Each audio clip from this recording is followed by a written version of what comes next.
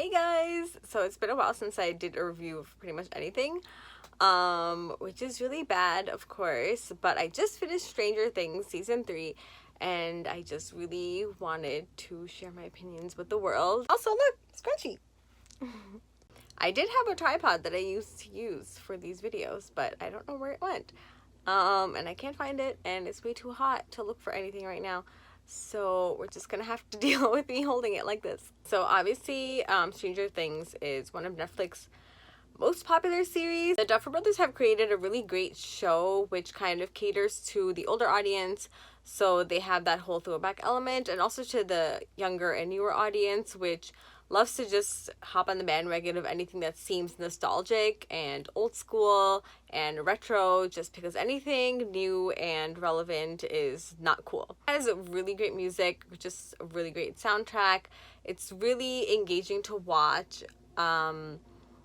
I think the way that each episode has always been structured in all the 3 seasons is that it really keeps you engaged in what's happening, and the literally last 60 seconds of the show are always cliffhangers. Always. It's always been like that, and it always pisses me off because I just feel like it just makes you click on that next episode, and I'm like, I have a life to live. I can't do this all day. That's why, as much as I love binge watching, I always like hold myself back, and I take time to watch shows because I like to enjoy them. I like to savor them. And especially because after the show ends, then what are you supposed to do with your life? Now we have to wait, what, another year, 2 years for another season? It's funny how I have this pimple right now because it reminds me of when Lucas points out to Max's new pimple, and he's like, is this a new pimple? And it's like, please don't talk about my pimple. So please ignore my pimple for the rest of this episode. Thank you very much.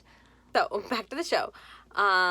So the show kind of starts off with it's summer vacation. July 4th is coming up. Dustin's at sleepaway camp, but he's coming back. He was at nerd camp. Mike and 11 are, a couple now. They're being all cute, teenagery. Hopper obviously hates this because he's a typical dad. He's just like, why are these kids in the room all the time? What are they doing? Lucas and Max are together, and they're also just like fighting all the time. They're like the ultimate on-off couple. Poor Will is missing his friends and just wants to be a kid a little bit longer, but everyone's distracted. Okay, so great. It's summer vacation, fun times. So what's the problem? The problem is that apparently the Russians want to open up the gate to the upside down underworld, whatever, and they want to release the monster because, as usual, the people in power want to control it. To be honest, I was a little disappointed with the season just because of the reason that we're kind of just repeating the enemy again and again. Like the problem is always the upside down world, the Demogorgon, the Mind Flayer. Like it's always the same antagonist, and it's like you would think that you would have something else to fight.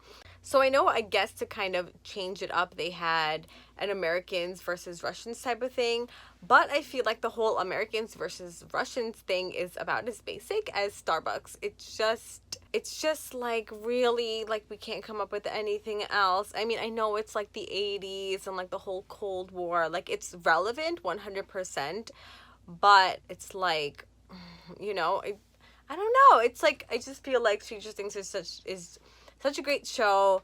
There's a whole sci-fi element in it, but I just feel like they're falling into the traps of like overused tropes of TV shows and like cinema in general. So I don't know. I think that was like the thing that was the most disappointing for me about this season. It's just like I'm tired of kind of seeing the same good versus bad play out. Like I wish there was another bad. And then even after the season ended, it just kind of hints to the same Demogorgon thing again. Kind of understand if it's such a big threat, it can't just be killed in like one season. So that part does, I guess, kind of make sense. But now it's like, really gonna have 4 seasons of the same kind of thing? Like, I don't know, you guys. I don't know how I feel about it. From the beginning, I think I've liked the show first and foremost for like the kids. I think they're really great, besides the whole good versus bad. My second issue, I guess, with the season was that season 2, I feel like there was a big character arc, a lot of growth. We learned a lot about Elle's character, but in this season, Elle just pretty much was there just for the purpose of, she's the only one who I guess is able to fight back with, you know, the mind flayer. You don't see much of her and Hopper's relationship. You see like a little bit of her and Mike's relationship, but not that much. You don't really see her personal growth, except for just in the beginning. I would say maybe like first 2 episodes, where she kind of has that little like breakup thing with Mike, and then she and Max are hanging out and she's kind of finding herself. But a lot of that was kind of just expressed through her outfit choices, which is like, come on, you guys. In terms of acting and plot, like, she didn't have much to do. I felt like she was doing the same thing again and again. It was getting a little repetitive for me. I think the characters and their relationships are like the main backbone of this show, and I feel like there just wasn't enough of it in this season. I think they tried, like, they were trying to do it, but I think it just didn't hit hard enough.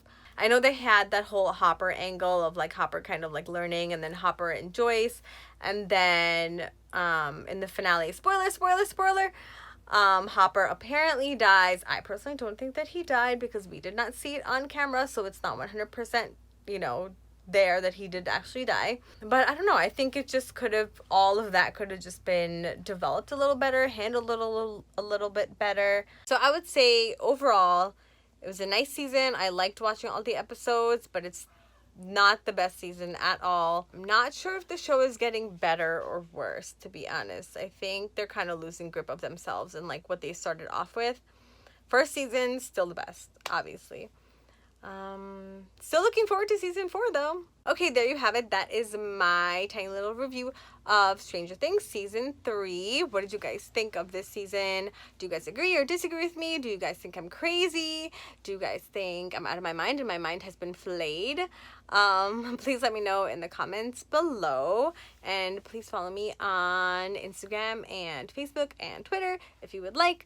My handle is @mehermasala. Bye guys.